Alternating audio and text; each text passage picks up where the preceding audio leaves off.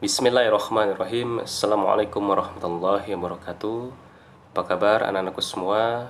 Mudah-mudahan kita semua selalu sehat dan mendapatkan perlindungan maupun penjagaan dari Allah Subhanahu wa taala. Materi kita kali ini adalah materi terakhir di kelas 7, yaitu tentang perjuangan dakwah para khulafaur rasyidin, yaitu 4 khalifah, 4 pengganti Rasulullah sallallahu alaihi wasallam. Apa itu Khulafaur Rasyidin? Kita tentu sering mendengar Khulafaur Rasyidin. Di SD pun pasti pernah mempelajari tentang ini. Tetapi sesungguhnya apa Khulafaur Rasyidin itu? Khulafa, dari kata khulafa yang pertama, khulafa itu artinya pengganti Rasulullah, yaitu orang-orang yang menggantikan Rasulullah dari kepemimpinan, bukan menggantikan kenabian. Karena Rasulullah sudah jelas nabi terakhir, Khatamul Ambiyin, penutup para nabi. Jadi tidak ada nabi setelah Rasulullah. Jadi Khulafaur Rasyidin itu menggantikan Rasulullah dari segi kepemimpinannya sebagai kepala negara, sebagai pemimpin umat, tetapi bukan menggantikan tugas kenabian. Rasyidin, Rasyid itu artinya lurus.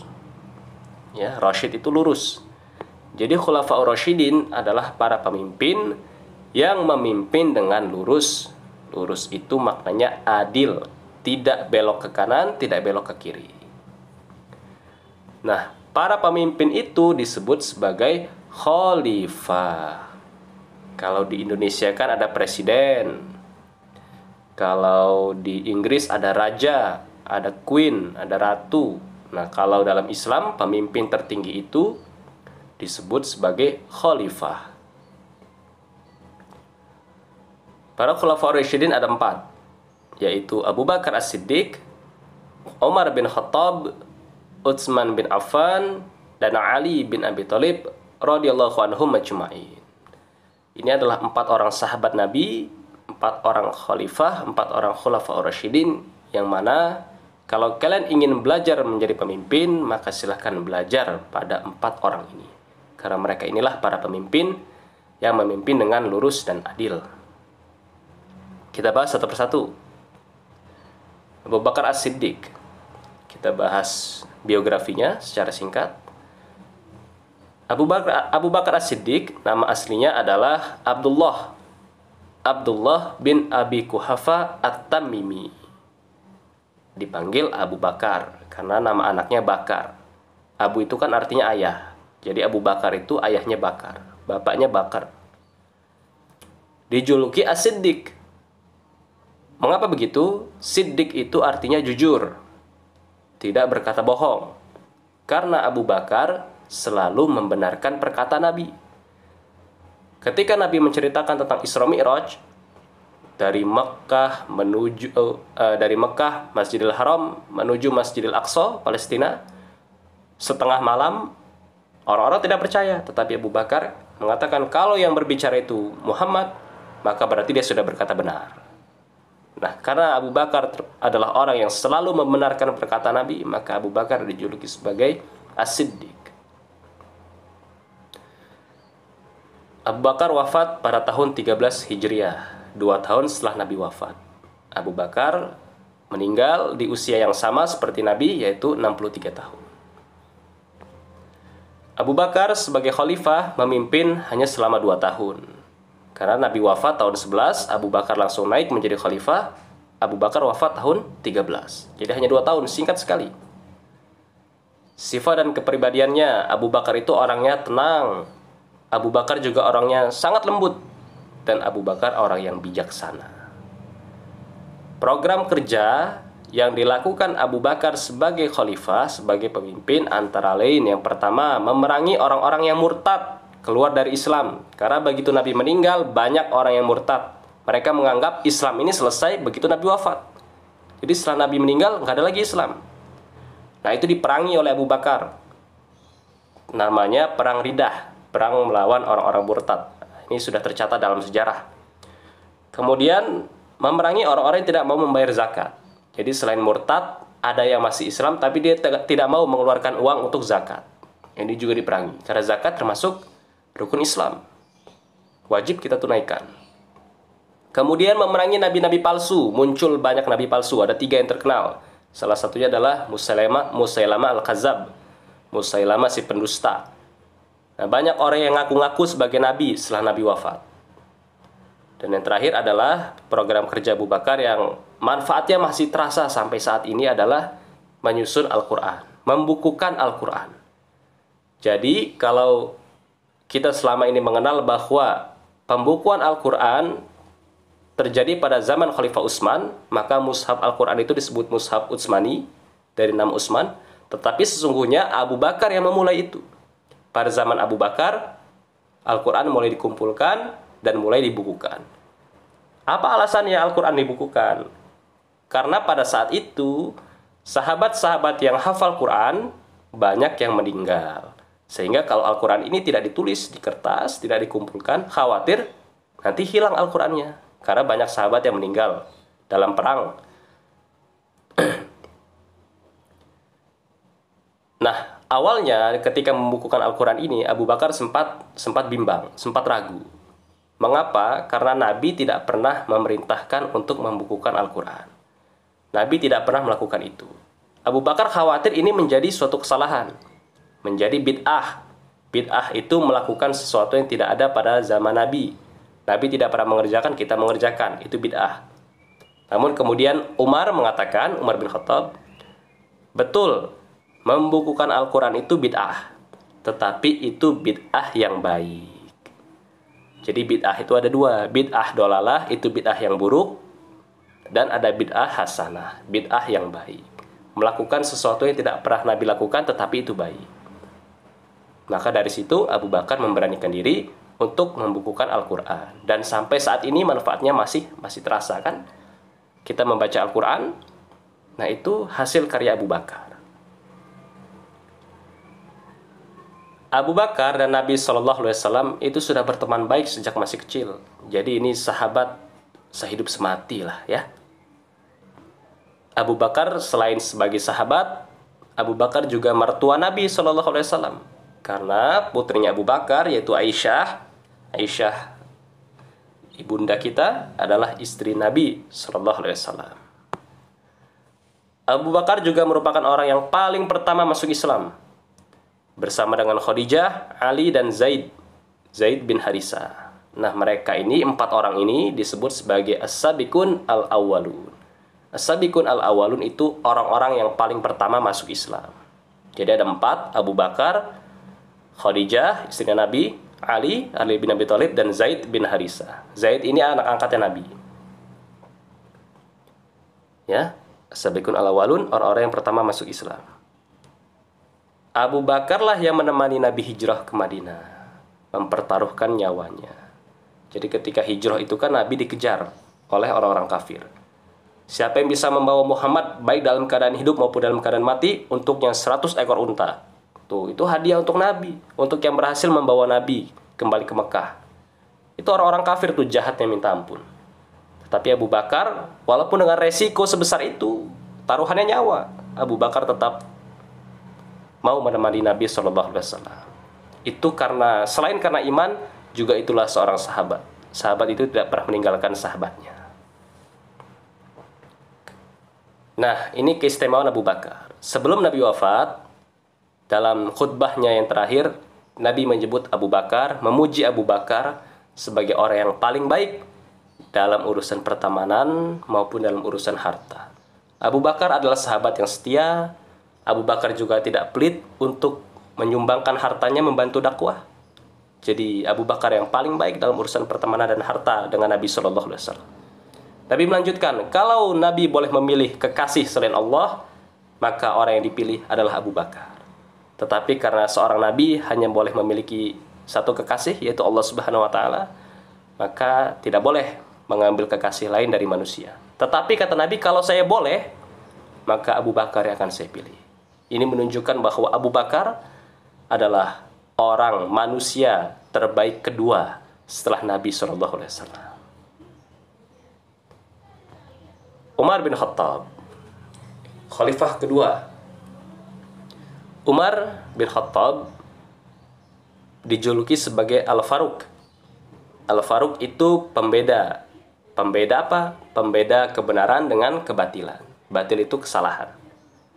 Umar juga dijuluki sebagai Amirul Mukminin. Amirul Mukminin itu pemimpin orang-orang beriman. Ketika menjadi khalifah, Umar dijuluki sebagai Amirul Mukminin. Umar wafat di usia 63 tahun. Sama seperti Nabi dan Abu Bakar. Tetapi Umar meninggal karena dibunuh. Ditikam menggunakan pisau oleh Abu Lu'lu'ah. Ini orang jahat ya, saat sedang mengimami sholat subuh. Nah, Umar meninggal ketika Umar ditikam saat sedang sholat. Saat sedang menjadi imam, Umar ditusuk oleh Abu Lu'lu'ah, ditusuk dari belakang. Masa jabatan Umar radhiyallahu anhu sebagai khalifah adalah 10 tahun. Jadi cukup lama masa jabatannya. Sifat dan kepribadiannya, Umar ini terkenal dengan sifat yang tegas. Umar juga terkenal dengan sifat yang sangat berani. Dan juga Umar terkenal karena ia kuat. Jadi Umar ini memang luar biasa kalau dari fisik ya. Dari penampilan dia luar biasa. Umar tegas, Umar berani, dan Umar juga kuat. Program kerjanya yang ia lakukan sebagai khalifah adalah satu, memperluas wilayah Islam. Jadi Islam tuh mulai menyebar ke seluruh penjuru dunia pada masa kekhalifahan Umar. Kalau Abu Bakar belum, karena tadi Abu Bakar fokus untuk menumpas orang-orang murtad tadi.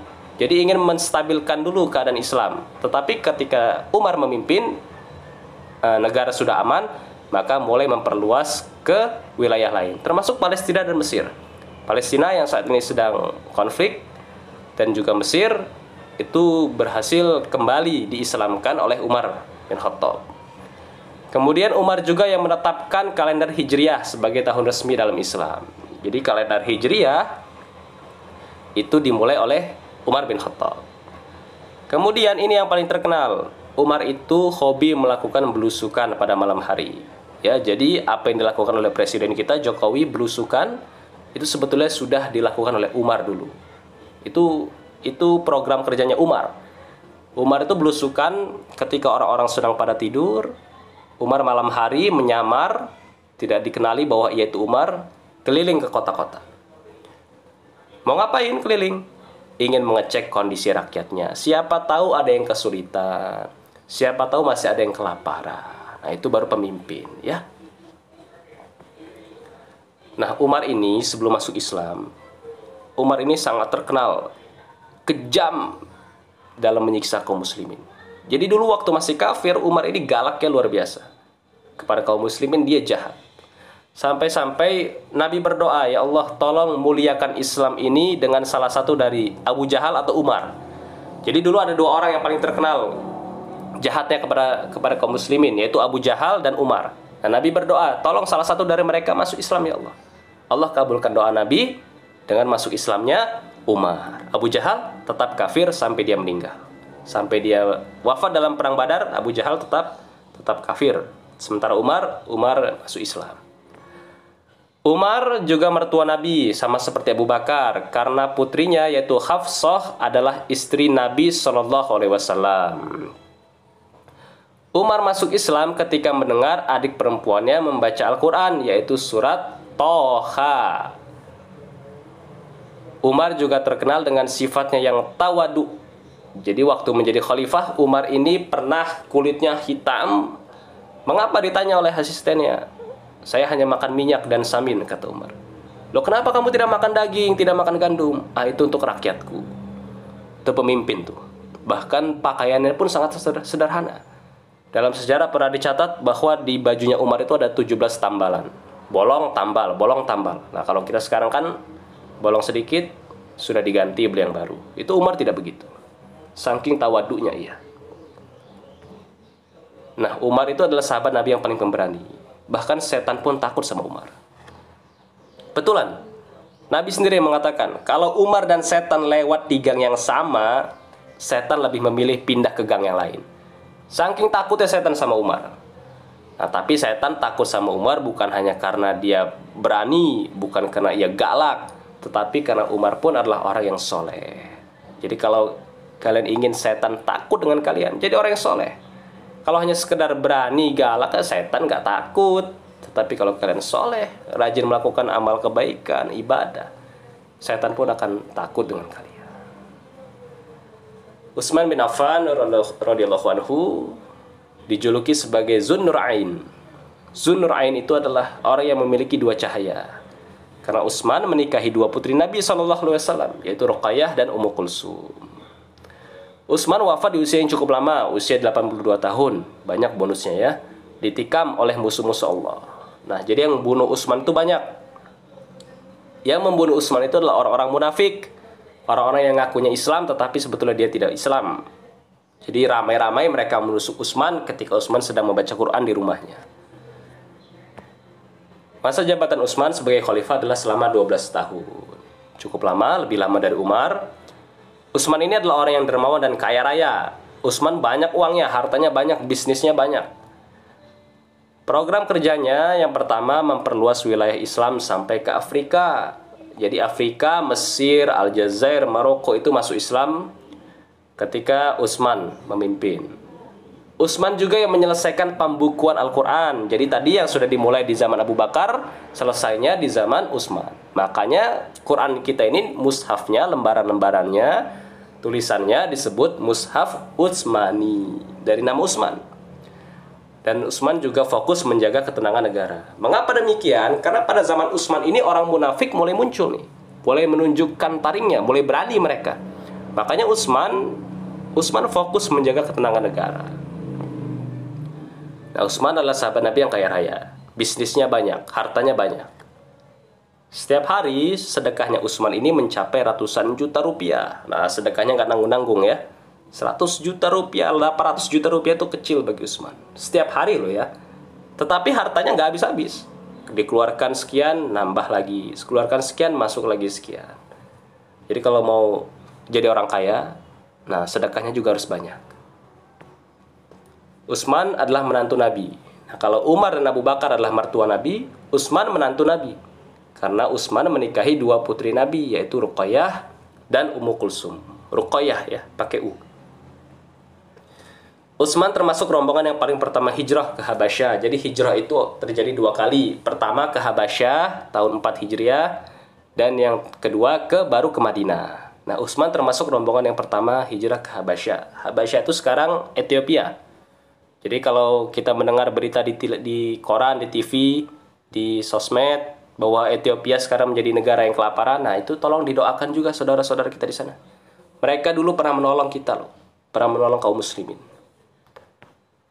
Ketika Utsman menjabat sebagai khalifah, orang-orang munafik mulai berani mengganggu keamanan negara, sehingga membuat Utsman fokus menjaga ketenangan negara.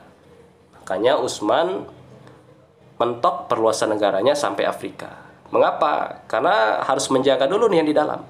Jangan kita memperluas wilayah tetapi yang di dalam tidak kondusif. Utsman mengatakan dulu sebelum menjadi khalifah, sebelum menjadi pemimpin, saya ini pemilik unta paling banyak di Arab. Itu klaimnya Utsman. Tetapi setelah menjadi khalifah, unta saya yang paling sedikit. Nah, artinya apa? Artinya kekayaan Utsman itu dihabiskan untuk kebahagiaan rakyat. Nah, pemimpin itu seperti itu. Bukannya jadi pemimpin baru kaya. Tetapi pemimpin itu dia harus mengorbankan hartanya untuk rakyat. Nah, kalau jadi pemimpin terus kaya itu pertanyaan dari mana tuh uangnya? Pemimpin tuh nggak begitu ya, seperti kalimat Utsman ini. Yang terakhir Ali bin Abi Thalib. Ali ini dijuluki sebagai Babul Ilmi, pintunya ilmu. Karena kecerdasan dan kedalaman ilmu yang Ali miliki. Jadi Ali ini termasuk sahabat yang cerdas, paling pintar. Nah, Ali ini keilmuannya dia paling ahli di bidang hukum. Jadi kalau ingin jadi pengacara, jadi hakim, coba belajar sama Ali. Baca biografinya. Ali wafat di usia 63 tahun, sama seperti Rasul, Abu Bakar, dan Umar. Dan Ali pun dibunuh oleh Ibnu Muljam, anggota dari kaum Khawarij. Khawarij ini orang-orang yang memisahkan diri dari Ali.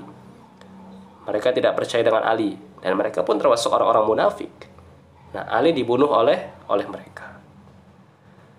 Ali memimpin selama 4 tahun 6 bulan, 4,5 tahun ya. Jadi tidak terlalu lama juga. Ali termasuk sahabat yang cerdas dan juga pemberani.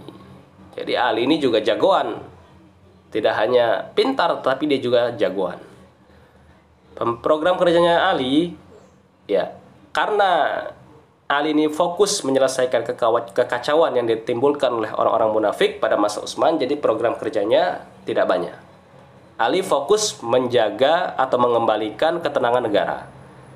Karena orang-orang munafik ini nggak bisa dibiarkan. Kalau dibiarkan nanti mereka akan semakin menjadi-jadi dan merusak Islam ini dari dalam.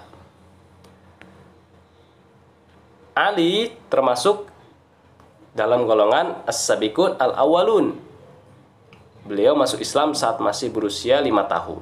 Jadi masih sangat kecil. Ali adalah sepupu sekaligus menantu Nabi karena menikahi putri Nabi yaitu Fatimah.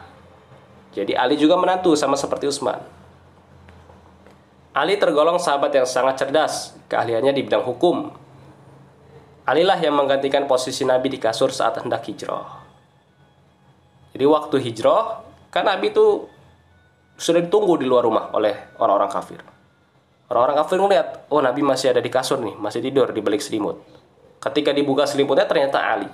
Nah itu juga taruhannya nyawa loh. Bagaimana kalau mereka tiba-tiba langsung membunuh Nabi di balik selimutnya itu? Kan Ali yang menggantikan, berarti Ali nanti yang kena. Nah dari Ali lah lahir cucu-cucu Nabi. Yang paling terkenal Hasan dan Husain. Itu anaknya Ali dan Fatimah. Nabi mengatakan tentang Ali, aku adalah pintunya ilmu. Nabi adalah pintunya ilmu. Dan Ali adalah kuncinya. Saking cerdasnya Ali, Nabi SAW memuji beliau. Nah, Allah Subhanahu wa taala memuji para sahabat-sahabat Nabi, para khulafaur rasyidin ini dalam Al-Qur'an. Radhiyallahu anhum wa radu'an. Allah ridho pada mereka, para sahabat Nabi, dan mereka pun ridho pada Allah Subhanahu wa taala. Sahabat bukanlah orang yang tidak memiliki kesalahan. Sahabat-sahabat Nabi bukanlah orang yang selalu benar. Tetapi ketika sahabat-sahabat Nabi ini pernah melakukan kesalahan, Allah tetap ridho pada apa yang mereka lakukan dan Allah pun sudah memaafkan mereka. Mudah-mudahan kita semua termasuk orang-orang yang mampu meneladani Nabi SAW dan mampu juga meneladani para sahabat Nabi SAW. Karena mereka itulah orang-orang yang paling benar ketika mengikuti, menjadi pengikut Rasulullah SAW. Wallahu ta'ala alam, mudah-mudahan bermanfaat. Assalamualaikum warahmatullahi wabarakatuh.